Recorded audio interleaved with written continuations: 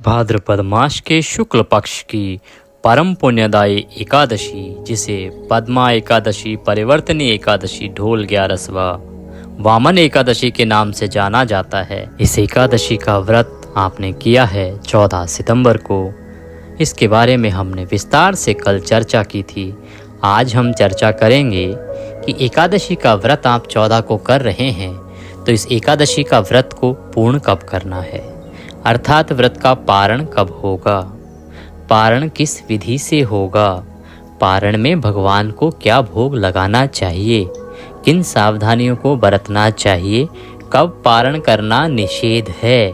अगर उस समय में आप पारण कर लेते हैं तो वह व्रत खंडित माना जाता है। इसलिए पारण के सही समय की जानकारी होना आवश्यक है, और वह विधि भी बताएंगे कि किस प्रकार से पारण के समय का निर्धारण होता है।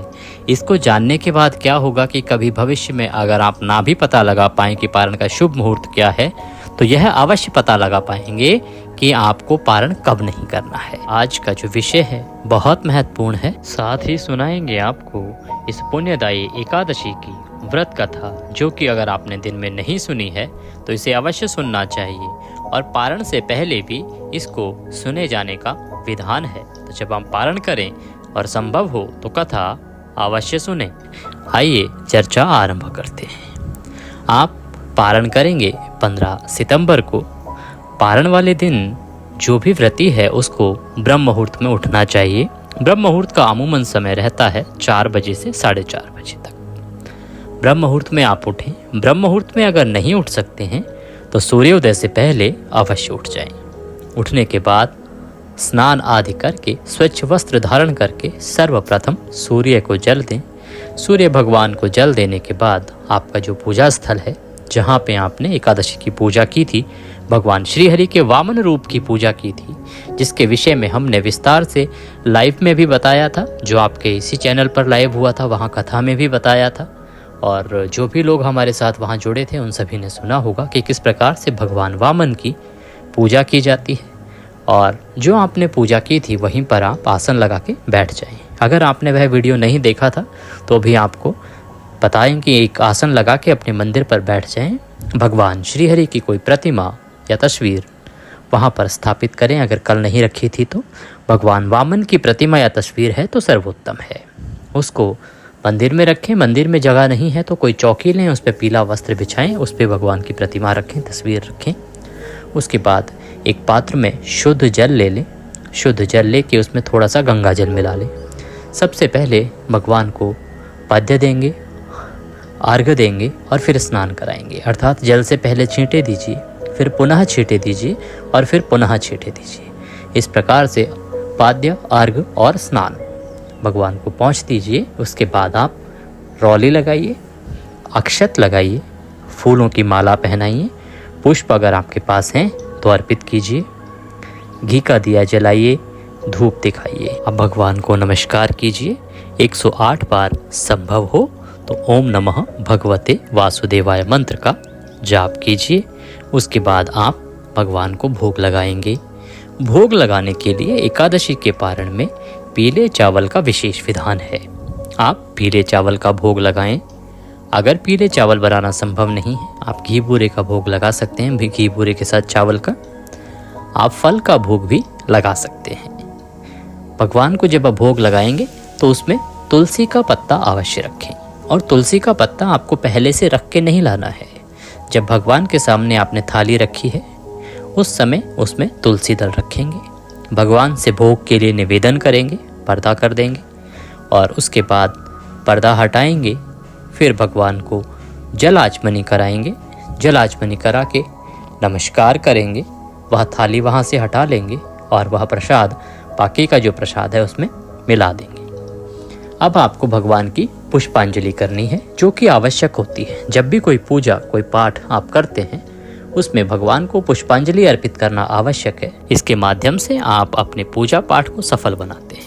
पुष्पांजलि अर्पित करने के लिए अपने हाथ में पुष्प लीजिए, भगवान से निवेदन कीजिए, हे प्रभु, आवाहनम न जानामि विसर्जनम, पूजम चैव न जानामि क्षम्यताम परमेश्वर।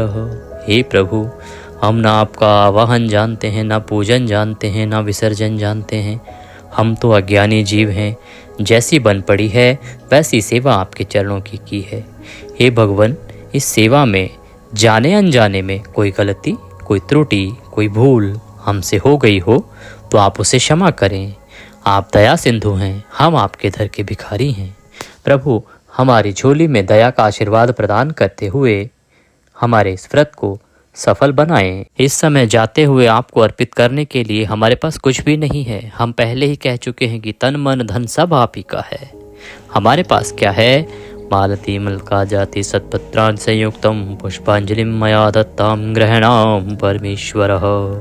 हे प्रभु, यह पत्र पुष्प की भेंट है, इसको स्वीकार करें और आशीर्वाद प्रदान करें।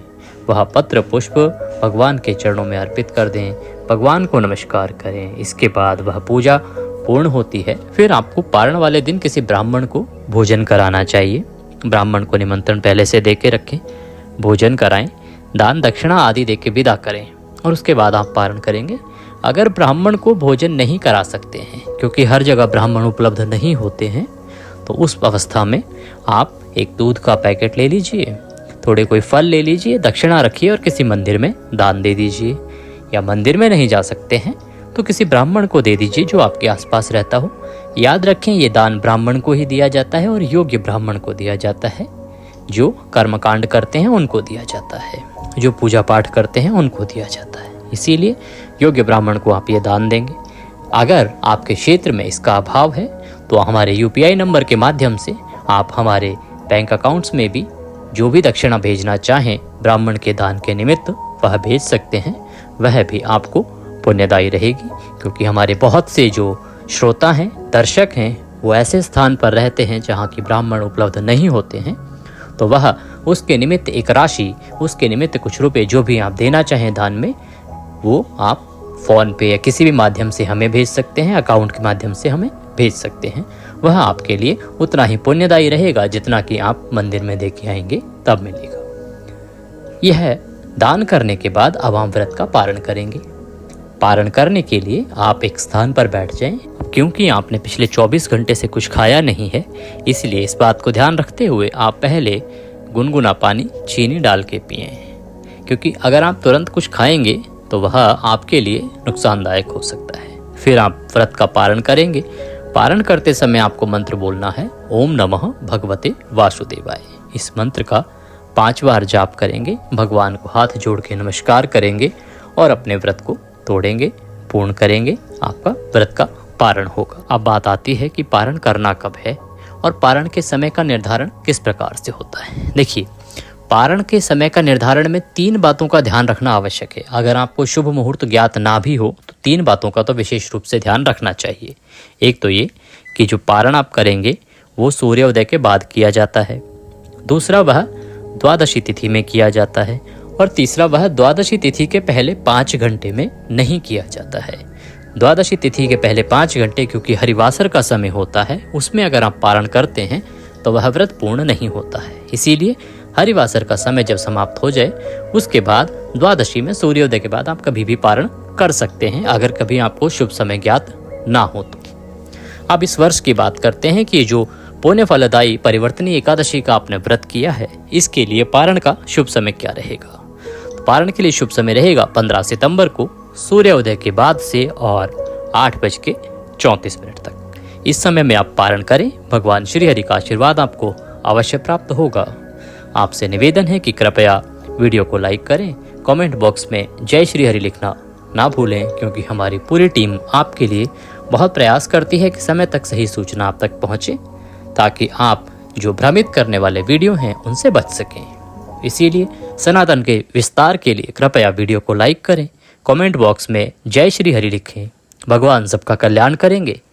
फिर से मिलना चाहते हैं, अच्छी जानकारियाँ जानना चाहते हैं तो कृपया चैनल को सब्सक्राइब करें। भगवान सबका कल्याण करें। इसी के साथ नमस्कार।